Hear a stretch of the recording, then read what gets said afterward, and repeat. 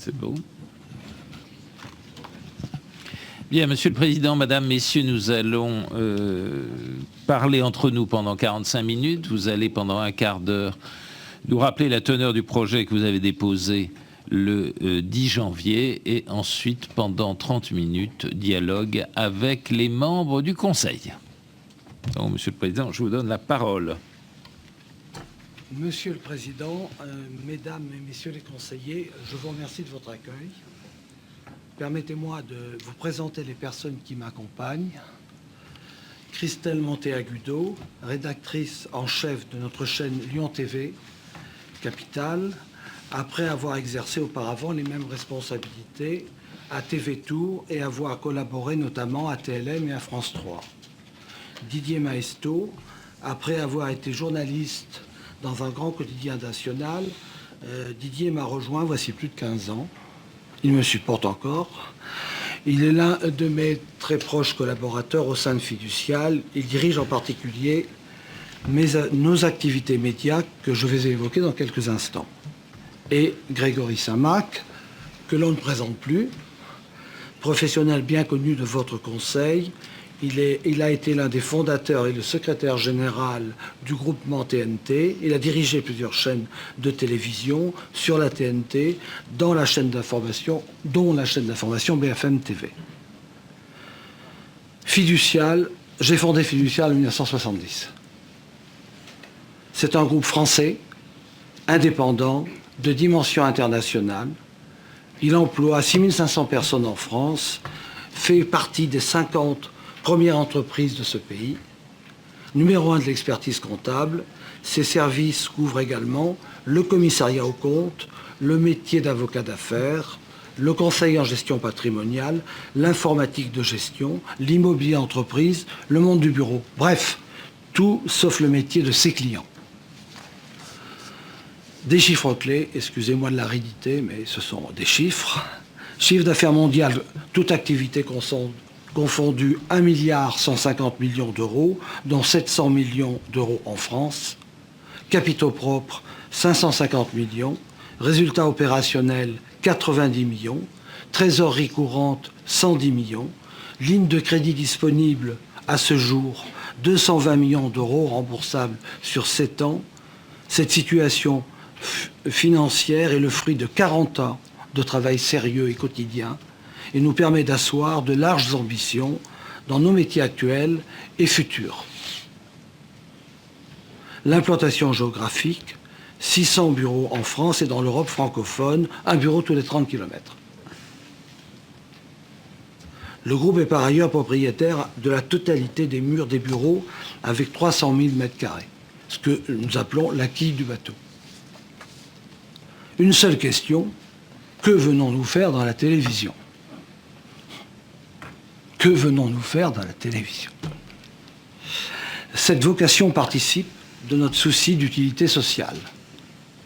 Par ses métiers, son contact quotidien avec 200 000 clients, commerçants, artisans, agriculteurs, professions libérales, travailleurs indépendants, Fiducial est au cœur de la société. Fiducial accompagne la vie du pays. Issu de professions réglementées où il était interdit de communiquer, Fiducial a très vite compris qu'après avoir maîtrisé le savoir-faire, il était nécessaire de poursuivre la démarche pour maîtriser le faire-savoir.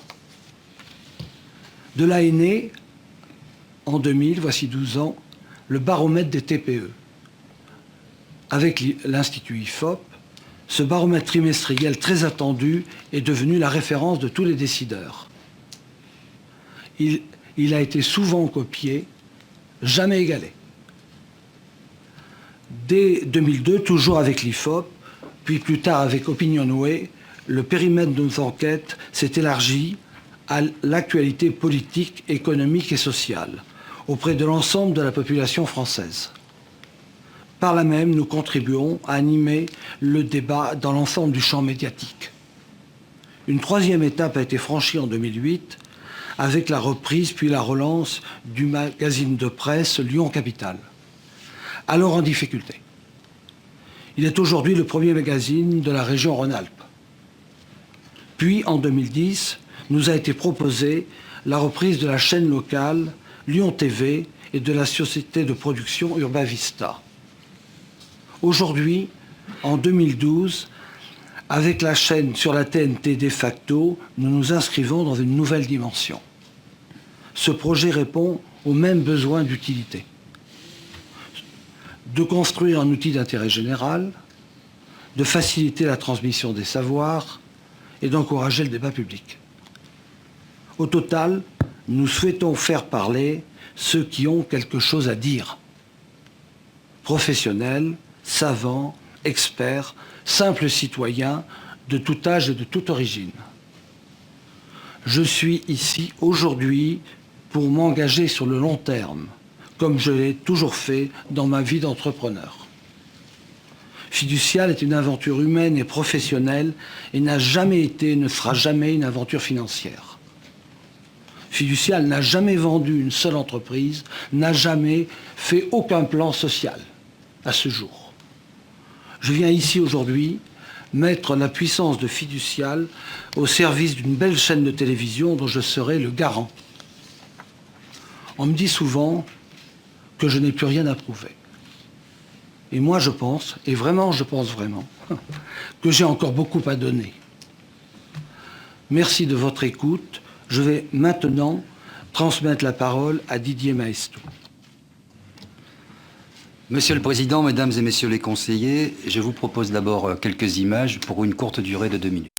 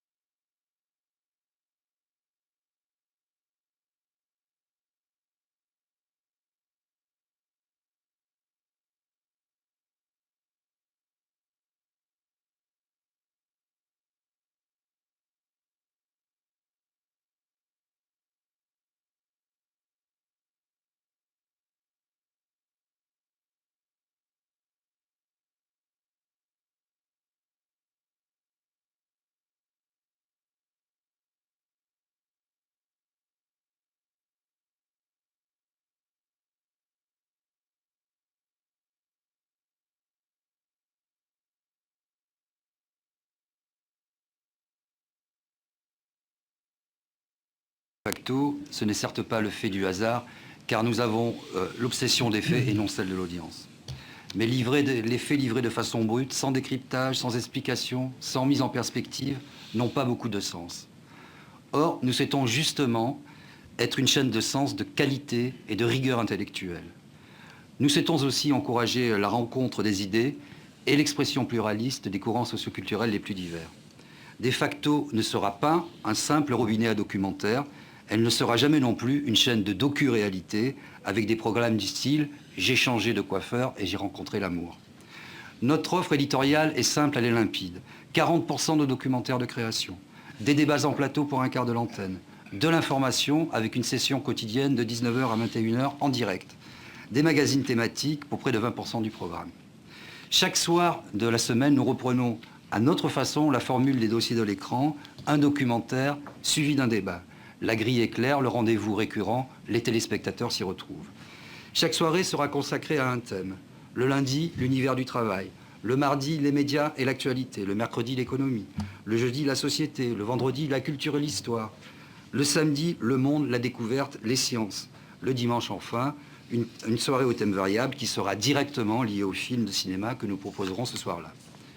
Notre équipe est composée de professionnels des médias, d'hommes et de femmes véritablement passionnés, issus de diverses entreprises, et nous avons conçu ce projet avec le souci du réalisme et de la pérennité. Absolument tout ce qui est dit aujourd'hui devant votre Conseil a été inscrit dans notre dossier remis il y a 2 mois. Tous les engagements qui y figurent noir sur blanc ont été précisément réfléchis, précisément mesurés. Nous les signerons dans la Convention et nous les appliquerons. Nous n'allons certes pas révolutionner le secteur de l'audiovisuel, ce serait bien prétentieux pour un nouvel entrant. Nous avons bien conscience d'être une chaîne de compléments. Nous avons la conviction que le public remarquera notre différence et nous accordera toute sa confiance. Je propose maintenant à Christelle Monteagudo d'aller davantage dans le détail de notre offre éditoriale. Merci Didier. Imaginons un instant que la chaîne de facto... Imaginons un instant que la chaîne de facto existe déjà ce jeudi 8 mars. Il est environ 16h40. Nous sommes en cours de diffusion du documentaire scientifique Big Bang, mes ancêtres et moi, réalisé par Franck Guérin. À 17h, une demi-heure de court-métrage. À partir de 17h30, nous avons une tranche magazine avec notamment Genèse, les enfants du millénaire, puis Iconoclaste, autrement dit l'économie pour les nuls, enfin l'émission juridique des juristes. À 19h s'ouvre notre session quotidienne d'information qui court jusqu'à 21h. Pour commencer, de 19h à 19h45, le débat public du jour, axé généralement sur un fait d'actualité. Par exemple, aujourd'hui, les Français sont-ils déçus par la campagne présidentielle ? À 19h45, notre JT quotidien qui privilégie l'actualité économique, politique, internationale et de société. À 20h, l'émission L'Invité reçoit Michèle Vianès, présidente de Regard de Femmes, qui va avoir le temps d'expliquer les actions de son association pour promouvoir notamment la parité politique et professionnelle. 20h35, retour sur info avec le directeur de l'information, un expert et 2 éditorialistes de la presse écrite décryptent l'information et confrontent leur point de vue sur l'événement du jour. À 21h, c'est notre soirée thématique, le couplage quotidien, doc et débat. Le jeudi est consacré au sujet de société, le documentaire diffusé est le film de Jean-Charles Degnaud, produit par Georges Bonopéra, Dans la peau d'un SDF. À 22h, le débat fait intervenir, outre le réalisateur, 4 témoins et experts. Nous sommes à 23h, débute le film L'Anglaise et le Duc, réalisé par Éric Romer en 2000. Le débat qui suit aura pour thème la Révolution française. C'est une offre riche et variée que nous vous proposons, une télévision respectueuse du téléspectateur et de son intelligence, une offre fidèle à notre promesse d'utilité sociale. Et voici également une télévision bâtie sur la production audiovisuelle française. Je laisse Grégory vous en dire quelques mots maintenant. Merci Christelle. Pour finir, je voudrais évoquer rapidement 3 des principaux engagements de la chaîne. Tout d'abord, de facto, c'est une vraie chaîne en haute définition. C'est important car le documentaire est d'ailleurs sans doute avec le cinéma un des genres de programmes les plus légitimes à être diffusés en haute définition. On le voit notamment sur le satellite, le documentaire est un produit d'appel pour tous les téléspectateurs que l'on souhaite faire passer vers la télévision haute définition. Dans ce domaine, la chaîne s'engage à diffuser 90% de ses programmes en haute définition dès la première année. Ce sera même 97% à partir de la 4e année. Engagement en matière de diffusion d'œuvres audiovisuelles ensuite. À ce propos, la chaîne s'engage à aller bien au-delà des minima fixés par le décret. Elle diffusera 70% d'œuvres européennes, d'œuvres audiovisuelles européennes au lieu de 60, et 50% d'œuvres d'expression originale française au lieu de 40. De plus, la chaîne tiendra cet engagement dès la première année, sans aucune montée en charge. Enfin, De facto sera un partenaire majeur pour les producteurs de documentaires. Dans notre dossier, page 151, nous avons pris l'engagement de consacrer 13% de notre chiffre d'affaires à la production d'œuvres audiovisuelles patrimoniales. Et nous ajoutons, je cite dans le dossier, ce taux de 13% sera dépassé en pratique. En effet, nos calculs montrent qu'en pratique, ce taux sera supérieur à 15% tout au long de la durée de notre autorisation. Dans la mesure où cela découle de notre plan d'affaires initial, nous sommes prêts dès aujourd'hui à nous engager dans la Convention à un taux effectif de 15% de notre chiffre d'affaires. C'est un point très important, vous l'aurez noté. De plus, 100% de cet investissement ira à des œuvres patrimoniales et à des œuvres d'expression originale française. 100%. C'est un engagement très fort. Concrètement, cela signifie que sur toute la durée de l'autorisation, De facto devrait injecter plus de 50 millions d'euros dans la production d'œuvres patrimoniales françaises, principalement documentaires. Avec De facto, votre conseil a donc l'opportunité de créer, hors chaîne historique, le premier contributeur de la TNT au documentaire français. Je vous remercie. Monsieur le Président, Mesdames et Messieurs les conseillers, nous sommes à l'écoute de vos questions. Monsieur Maïsso, dans votre intervention, vous avez bien dit 40% de documentaires de création. Tout à fait. J'ai bien entendu. De création. Qu'est-ce que c'est pour vous qu'un documentaire de création? Pour nous, un documentaire de création, c'est un certain regard d'un réalisateur. C'est un documentaire axé sur la qualité. Voilà, c'est pour nous le critère essentiel. La qualité, c'est insuffisamment précis. Je peux peut-être compléter simplement. D'abord, il n'y a pas de définition légale de documentaire de création. C'est bien pour ça que je me permets de poser la question. Absolument. Alors, quels critères on a retenus pour analyser cette dimension qui est importante au regard de nos obligations? C'est d'abord un documentaire qui fait appel à une vision d'auteur ou de réalisateur, qui s'inscrit dans la durée, je parle du contenu, et qui, c'est un autre critère qui pour nous est cumulatif, par exemple serait éligible au COSIP, donc au soutien du CNC. C'est la définition que l'on pense la meilleure. Oui, là c'est un peu le serpent qui se mord la queue sur le COSIP et le documentaire de création. Oui. Madame Francine Mariani-Ducret. Merci Monsieur le Président. Monsieur le Président, Madame, Messieurs, le dossier extrêmement complet que vous avez adressé au Conseil et vos interventions suscitent de ma part peut-être 3 ordres de questions, notamment à votre écoute. Premièrement, sur la relation entre le groupe fiducial et le projet de chaîne, vous vous êtes pleinement affirmé, Monsieur le Président. Je comprends aussi que l'objectif va même jusqu'à faire une avance importante de l'ordre de 40 millions de trésorerie éventuellement à la chaîne, voire d'abandonner la créance, c'est-à-dire une forme de subvention. Est-ce que je ne me permettrai pas de parler en termes comptables, bien entendu. Peut-être sera-t-il utile que vous nous reprécisiez les choses sur ce point.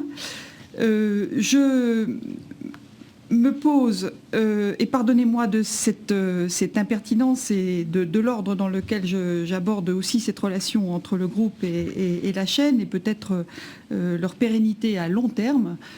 Comment voyez-vous le capital, le soutien de la chaîne à terme de 10-15 ans, puisque ce doit être une des questions que le Conseil se pose sur la pérennité même des chaînes de télévision.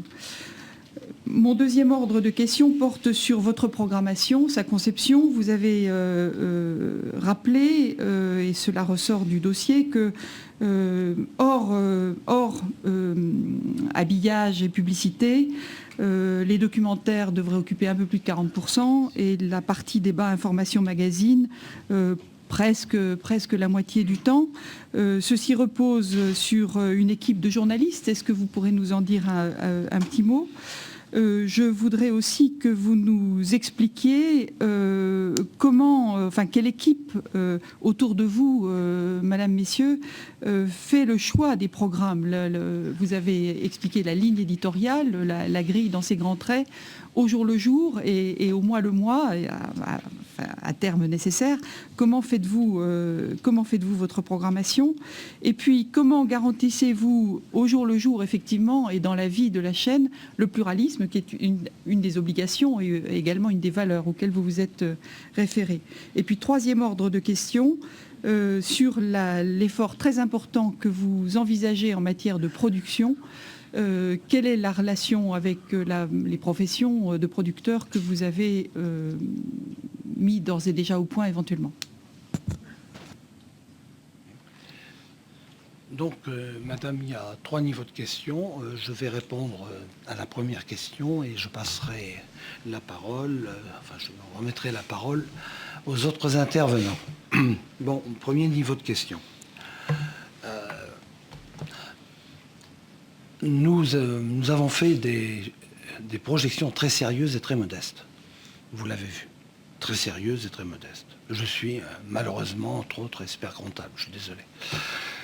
Ça, c'est le point 1. Bon, la montée en puissance de la chaîne, j'en bafouille, se fait sur 3 ans de façon raisonnable. Bien.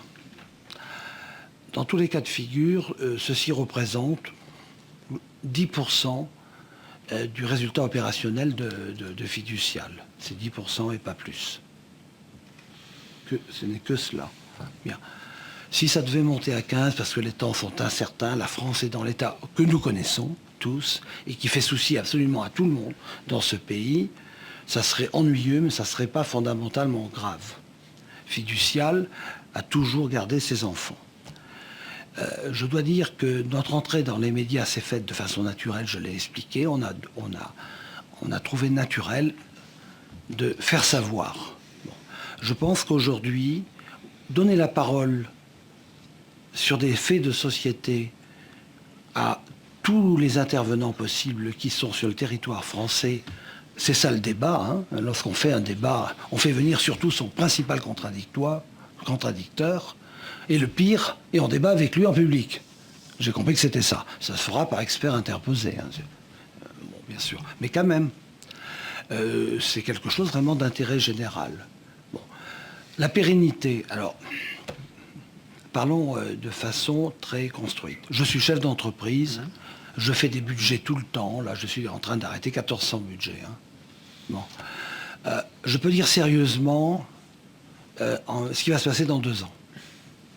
J'ai des lunettes. Je peux dire sérieux, probablement ce qui va se passer dans 5 ans. Dans 10 ans, je suis plus incertain, et dans 15 ans encore plus. Je veux répondre quand même fondamentalement à la question. Fiducial sera pérennisé. Et j'y veillerai.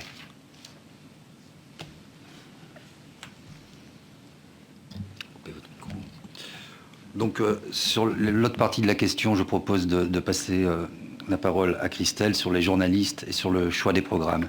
Ensuite, Grégory dira un mot des relations avec les producteurs, ou moi-même, et puis je vous répondrai sur le pluralisme.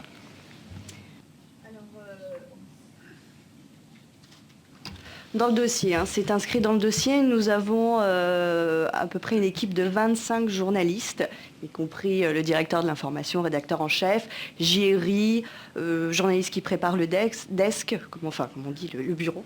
Donc voilà, donc tout est clairement pour finalement faire une émission, enfin la session d'information 19h, 21h, puis également animer le débat de 21h. C'est pour nous effectivement une équipe conséquente et qui pourra amplement faire le travail, si je puis me permettre. Concernant le choix des programmes, c'est le choix des documentaires. Ce documentaire. Il y a également il y aura des comités il y aura également une partie vraiment programme, une équipe avec un directeur des programmes qui pourra effectivement choisir donc les différents documentaires. Et ensuite, les magazines seront ensuite choisis au fur et à mesure de l'actualité, etc. Peut-être compléter aussi sur le choix des programmes le propos de Christelle. C'est une chaîne qui est une chaîne documentaire, qui n'est pas que documentaire, c'est important, parce qu'elle fait la place au documentaire et au débat. C'est une double dimension qui nous semble importante de souligner. Le choix des programmes est fonction d'abord des grandes thématiques documentaires. Aujourd'hui, vous avez vu des extraits sur la question climatique, des programmes, des projets de fond, qui sont donc présents au fil de l'année dans la grille des programmes, mais aussi, comme il y a une dimension de débat, des documentaires qui peuvent aussi se rattacher de près ou de loin à l'actualité, de manière à susciter des débats forts, intéressants, parce qu'on est aussi une chaîne qui vise à faire de l'audience, c'est important. Donc on ne s'empêche pas non plus, au-delà des grands sujets de fond, d'aller dans des sujets d'actualité, de proposer des documentaires qui pourraient y être reliés de manière assez proche, de manière à avoir des débats très intéressants, le plus intéressant, parce que vous voyez qu'on les diffuse aux horaires de grande écoute, donc il faut qu'il y ait un intérêt majeur pour le public. Ça, c'était sur la partie choix des programmes. Sur nos relations avec les producteurs, on a eu énormément de discussions avec beaucoup de producteurs, et pas uniquement avec les syndicats, mais aussi avec les producteurs eux-mêmes, et notamment les producteurs français, parce que vous avez vu que dans notre dossier, on a attaché un soin particulier à avoir une relation directe avec les producteurs français de documentaires. Vous savez comme nous que même s'il y a beaucoup d'heures de documentaires qui sont produits en France, ça reste quand même le parent pauvre de la production. C'est une profession difficile, et c'est souvent une profession de passionnés. Donc on a eu à cœur dans le projet de les associer, mais pas tant au niveau de leur syndicat, mais au niveau des acteurs. Donc on a eu des discussions avec eux. C'est notamment avec eux qu'on a décidé de porter notre taux de contribution à 15% de manière formelle devant vous aujourd'hui en matière d'investissement dans la production de documentaires patrimoniaux EOF. Voilà. Pour compléter sur ce point, ça marche. Pour compléter sur ce point le propos de Grégory, effectivement, nous avons aussi rencontré les syndicats de producteurs. J'y ai été moi-même présent. Ils ont été très intéressés par notre projet, forcément. Mais à ce stade, nous n'avons pas souhaité signer d'accord formel avec eux parce que nous considérons que c'est votre conseil qui doit être notre seul juge à ce stade. Et nous n'avons pas voulu, je le dis un peu trivialement, mais je le pense, participer à une espèce de course à l'échalote. Voilà. Pour finir enfin sur le pluralisme, ça n'aurait pas de sens de faire une chaîne axée sur le documentaire et le débat, avec un rendez-vous quotidien qui ressusciterait un peu, comme je l'ai dit en préambule, notre formule des dossiers de l'écran, sans accorder le pluralisme de l'expression, sinon on débat avec soi-même. Si on parle tout seul, on est toujours d'accord. Donc c'est bien un des concepts fondateurs de la chaîne, sa substantifique moelle, elle est vraiment dans cette dimension. Ça me semble évident. Juste une minuscule question, c'est production exclusive ou coproduction ou un mélange des deux que vous envisagez? C'est tout à fait un mélange des deux en fonction des projets qu'on nous présentera. Voilà. Monsieur Emmanuel Gabla. Oui, merci. C'est une présentation très intéressante. J'écoutais la présentation initiale. Vous listiez quasiment tous les points importants de la loi de 86 et tout ce qu'on demande à faire aux chaînes. Et en face, il y avait systématiquement un engagement de votre part, ce qui en fait un dossier très, très structuré, avec un coût de grille, je vois, de 15 millions d'euros à peu près. Et vous avez indiqué en entrée que vous vouliez avoir une approche un peu différente et ne pas présenter, par exemple, les faits de société comme ils sont présentés sur les autres chaînes. Qu'est-ce qui fera que vous présenterez vraiment les choses différemment? Alors, j'ai bien compris que c'était une extension de votre politique d'entreprise, mais qu'est-ce qui fera que la chaîne de télévision sera différente dans les émissions que les Français verront? Première question. Et une deuxième toute petite question. Le mode, enfin, en tout cas, les programmes relatifs à la jeunesse sont relativement absents. C'est un choix. Pourquoi? L'animation, notamment. Bon, d'abord, sur la différence, nous nous présentons devant vous tels que nous sommes. Nous sommes complètement des travailleurs. Nous sommes complètement irradiés du monde du travail. Nous sommes présents, Christian Latouche l'a rappelé, dans toutes les villes. Et nous avons la passion des faits de société, la vie réelle du pays telle qu'elle se passe, et pas simplement dans le quartier latin. Ça fait déjà une différence importante. C'est cette approche-là qui nous intéresse. Deuxièmement, pour parler de cette différence, je dirais, les gens sont tous différents et c'est cette différence-là qui nous intéresse. C'est ce qu'ils ont en commun, en fait. Les gens sont tous différents, mais ils ont en commun cette différence. Cette différence-là, elle nous intéresse. Donc ça, c'est le deuxième point. Et puis, nous avons été inspirés, il faut le dire clairement aussi, par France 5, même si nous nous en différencions, notamment sur la partie débat. Il nous semble que la demande d'une chaîne de qualité, de rigueur intellectuelle est forte. Toutes les études le prouvent depuis une douzaine d'années. Je ne vais pas vous faire l'injure de rappeler ces études, mais il y a une forte attente du public pour ce type de programme qui soit effectivement différent, parce que axé sur le réel, donnant la parole à des gens différents, avec toujours le prisme de l'expert. Et c'est vrai quand même que l'offre, je ne veux pas donner de trop gros cours de griffe, ça serait encore très prétentieux pour les nouveaux entrants. On voit toujours un peu les mêmes experts à la télévision, donc on a envie un petit peu de changer. Voilà. Je ne vais pas réagir trop longtemps, mais c'est bien, vous êtes ancré dans le réel. Je pense quand même que les journalistes qui existent sur les chaînes existantes ont aussi à cœur leur métier, de voir aussi ce qui se passe, de voir la réalité, et je crois ont aussi le même engagement envers leur travail que celui que vous annoncez. Donc je pense que votre dossier est vraiment très positif, mais il faudra, je pense, de manière un peu plus précise, sur des cas concrets, voir en quoi les émissions que vous proposez sont vraiment différentes et auront un éclairage différent de celle de la multitude des émissions qui existent déjà, de documentaires. Je pense qu'il y a des émissions de documentaires qui sont très bonnes sur les chaînes actuelles, avec des journalistes qui y sont. Donc je souhaiterais peut-être que vous argumentiez un peu plus sur les aspects concrets, plus que la philosophie globale du projet. Merci. Je reviens à la genèse de la chaîne. De facto, c'est pas par hasard. De facto, c'est parce qu'on met en avant les faits. On a tous une expérience journalistique ici, y compris dans les chaînes d'information, mais c'est important de revenir aux faits souvent, notamment pour des grands débats de tous ordres. Hein. On se servira aussi de l'interactivité pour rétablir les faits, parce que vous savez, incidemment, c'est une parenthèse technique, que grâce aux normes d'interactivité, on peut aussi, avec des données associées, mettre des fiches de programme, des fiches sur des documentaires qui rappellent les faits sur, par exemple, je reprends toujours le même exemple des problématiques climatiques. C'est important de revenir aux faits, c'est pour ça qu'on a appelé cette chaîne de cette manière. Ensuite, après les faits, on a la discussion et la vision des experts et la vision de tout un chacun. C'est un peu ça notre différence. Alors, évidemment, beaucoup d'autres programmes peuvent le faire par ailleurs. On a des références sur France 5, sur Discovery Channel, sur National Geographic ou à l'étranger. On a des références. On ne va pas inventer un nouveau genre. On s'interdit évidemment tout document en réalité ou documentaire réalité. Mais notre souci constant, ce sera d'abord les faits, ensuite le commentaire. C'est peut-être une petite révolution.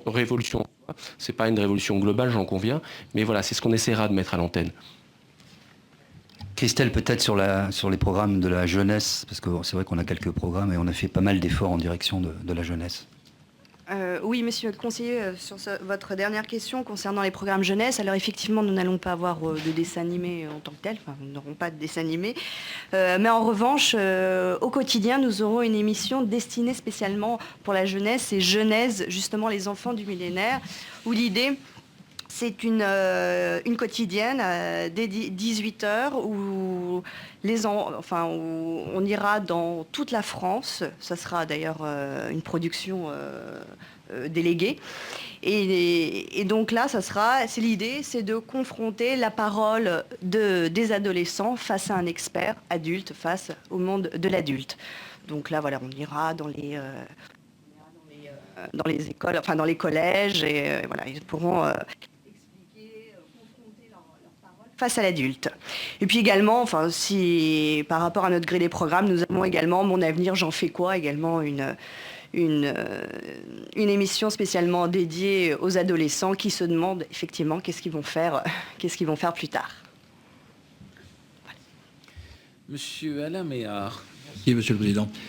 Tout d'abord, j'aimerais prolonger la question posée par Emmanuel Gabla pour deux raisons. D'abord, parce que vous considérez que la référence, je ne dis pas le modèle public, c'est France 5, et vous êtes sur une sorte de France 5 privée, et que deuxièmement, il existe dans cet appel des projets assez proches du vôtre.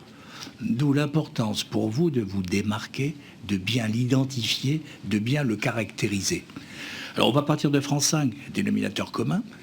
En quoi avez-vous des ressemblances avec ce que fait France 5 ? En quoi aurez-vous des dissemblances ? Concrètement. Concrètement, c'est très simple. Les experts en plus ? Non, pas du tout. France 5 a 80% de documentaires et de magazines, en avant 40%. Nous avons une dimension débat public quotidien qui, à part l'excellente émission d'Yves Calvi sur France 5 que je suis autant que possible et que tout le monde suit, nous, ce sera un rendez-vous quotidien et systématique, très, très clair dans la grille. Ça fait 2 fois, monsieur. Et nous n'aurons pas de musique, en revanche, pendant les débats. Nous en avons eu assez pour ce soir. Donc ça, c'est une deuxième différenciation forte. Il nous semble en plus que France 5 est une chaîne en bonne santé, qui progresse, donc qui pourra supporter l'arrivée sans bouleversement d'une nouvelle chaîne. J'ai souligné dans mon propos, j'étais un peu troublé par le téléphone, mais je retrouve mes idées, j'ai souligné dans mon propos que nous ne serons pas un robinet à documentaire. C'est quand même assez facile d'être diffuseur, d'aller acheter des documentaires, certes de qualité, d'ouvrir les vannes et de diffuser du documentaire. Nous souhaitons vraiment les mettre en perspective et nous sommes attaché au documentaire de création, même s'il n'a pas de définition juridique, nous voyons bien ce que ça peut signifier. Enfin, et j'en terminerai sur ce point, nous ne serons pas non plus des documents, nous ne produirons pas non plus, nous n'achèterons pas, nous n'encouragerons pas ce qui peut passer pour une nouvelle forme d'écriture, les docu-réalités. Je l'ai dit avec un peu d'humour dans ma présentation, pour nous, c'est pas du documentaire. Donc ça, c'est par rapport, je pense, aux autres concurrents, c'est quelque chose d'important. J'ajoute, et j'en termine, que tout ce qui est écrit dans notre dossier ne diffère pas de ce que l'on vous dit aujourd'hui. Et ça me semble une différence peut-être substantielle. Bien, mais c'était important parce qu'on aime bien, en fermant les yeux, imaginer une chaîne qui n'existe pas encore. Donc que ça soit bien imprimé sur nos rétines. Mais nous essayons d'y parvenir. Nous essaierons de les ouvrir. Deuxième question rapide. Fiducial est un groupe d'une grande solidité financière, c'est une merveilleuse réussite, bravo. Et les résultats de la chaîne sont plutôt votre plan d'affaires est plutôt positif, avec un petit équilibre en 2016 et des audiences à 1,2 en 2017 et plus si affinité. Mais vous aviez fondé tout ce plan d'affaires, c'est une question vraiment pour experts comptables, vous aviez fondé ce plan d'affaires sur l'hypothèse que, c'est-à-dire sur les 6 chaînes retenues par le CSA, il y aurait 5 chaînes nouvelles et une existante en simulcast, SD et HD. Or, vous savez que les candidatures ne comportent que des chaînes nouvelles. Donc, est-ce que cette configuration des candidatures bouleverse ou pas, je ne pense pas bouleverse, modifie et comment votre plan d'affaires? Bon, sur ce point, Grégory va vous répondre. Merci de souligner ce point qui me permet de préciser en effet l'hypothèse de départ c'était 5 chaînes plus un simulcast et en effet on sera dans une situation de 6 chaînes. C'est une hypothèse de départ qui... Pourquoi je pense que... j'en sais rien et on n'était peut-être pas bien informés. Mais en tout cas, c'est une mauvaise hypothèse de départ, ça je peux en convenir. De toute façon, le périmètre ne change pas. Parce que le volume global des chaînes de cette génération, HD, 6 chaînes nouvelles, et dans notre calcul, correspondra d'ici 2016 à environ 9% de part d'audience pour l'ensemble de ces 6 chaînes. Donc notre calcul à l'intérieur de ces 9% reste sensiblement le même à effet concurrentiel près. Voilà. Après, si on est bon et qu'on a une affinité avec le public, on sera légèrement au-dessus, mais le calcul ne change pas, mais vous avez vu ce point, il est tout à fait juste. Dernière question qui est indiscrète. Quelles sont les autres perspectives de diversification des activités de le fiducial? Il n'y a jamais de questions indiscrètes, il y a des réponses indiscrètes, monsieur le conseiller.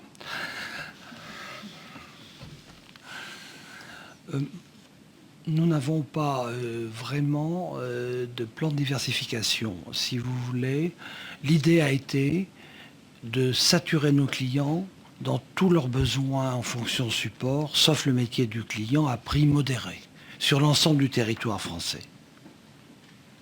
Ça a pris beaucoup de temps pour faire ce que nous avons fait, vous savez.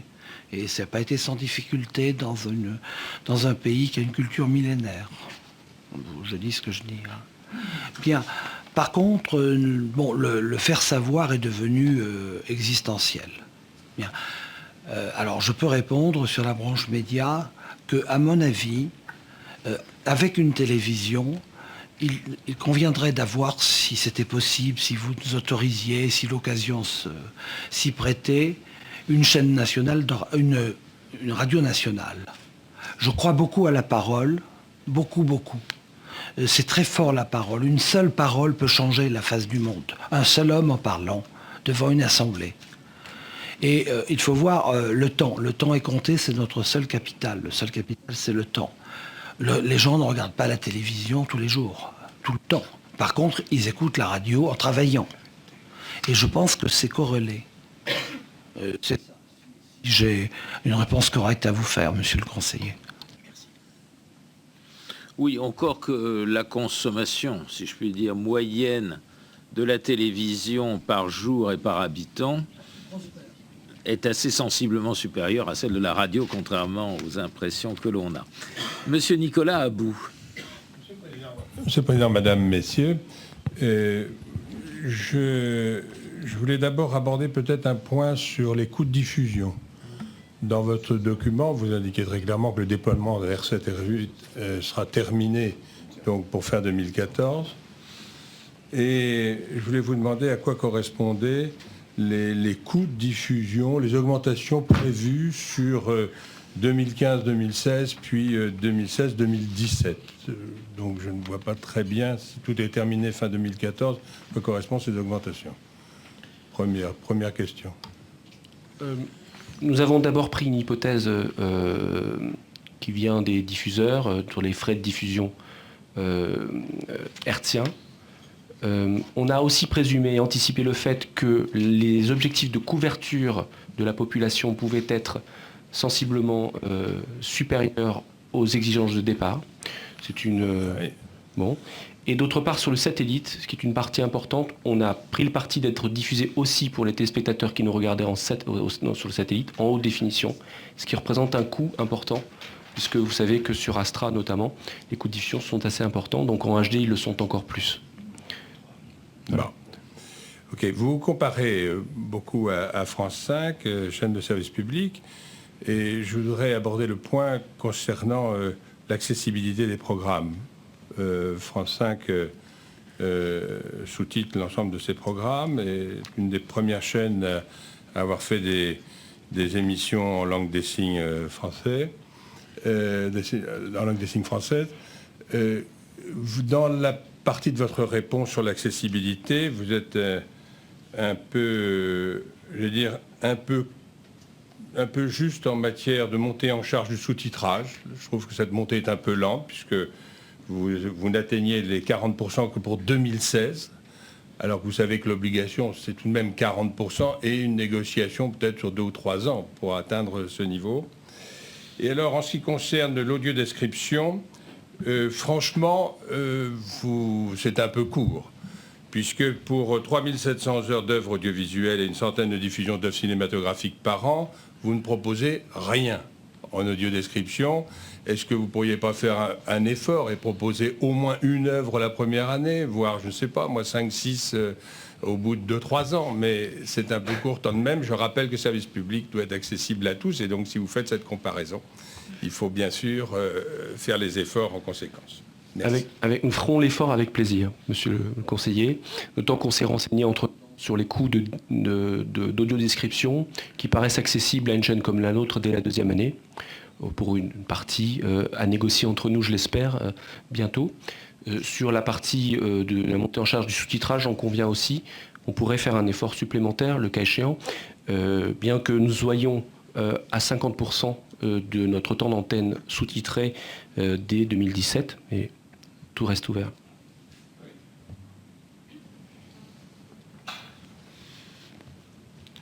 Terminé. Madame Françoise Laborde. Merci, Monsieur le Président. Monsieur le Président, Madame, Messieurs, 2 questions, dont une assez rapidement. Vous insistez beaucoup sur le documentaire, 40% de documentaires mis à l'antenne, si j'ai bien compris. Est-ce que vous pouvez nous dire, dans ces documentaires, quelle est la part que vous comptez vous-même produire, puisque vous êtes très exigeant sur la qualité du documentaire qui doivent répondre à vos critères très... voilà. Et l'autre chose, c'est dans votre dossier, vous rappelez les promesses non tenues des candidats ou des chaînes précédentes de la TNT en matière de direct, de musique, d'innovation, d'audace, de public des enfants, d'inédit.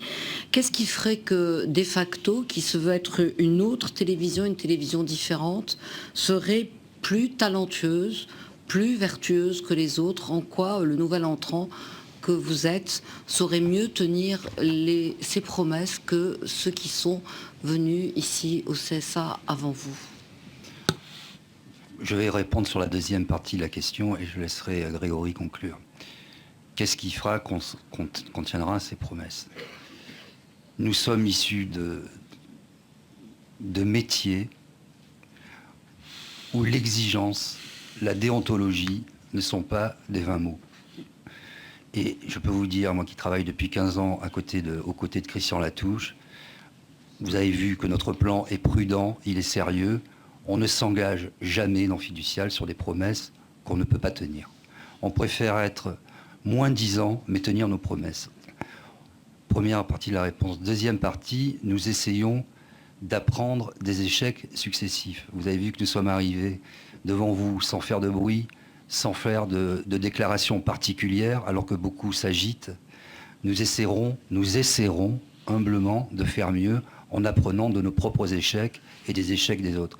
Et comme je l'ai dit dans mon propos au tout début, nous n'avons pas l'ambition de révolutionner la télévision. Nous sommes une chaîne de complément. Nous visons 1,5% d'audience à 5 ans. Ça nous paraît réaliste, ça nous paraît réalisable et ça nous paraît, avec ces critères de documentaires, de magazines et de débats, non pas facilement, mais raisonnablement atteignable. Maintenant, je laisse la parole à Grégory sur la deuxième partie de la question.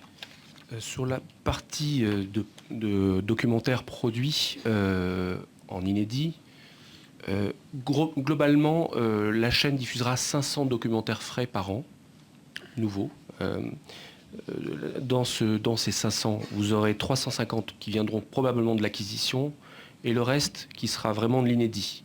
Compte tenu du niveau très fort d'engagement sans montée en charge, 15%, je répète, du chiffre d'affaires consacré à la production d'œuvres patrimoniales EOF, de manière assez structurelle, il y aura un très gros volume qui sera confié aux producteurs indépendants et aux producteurs français, pour dire les choses.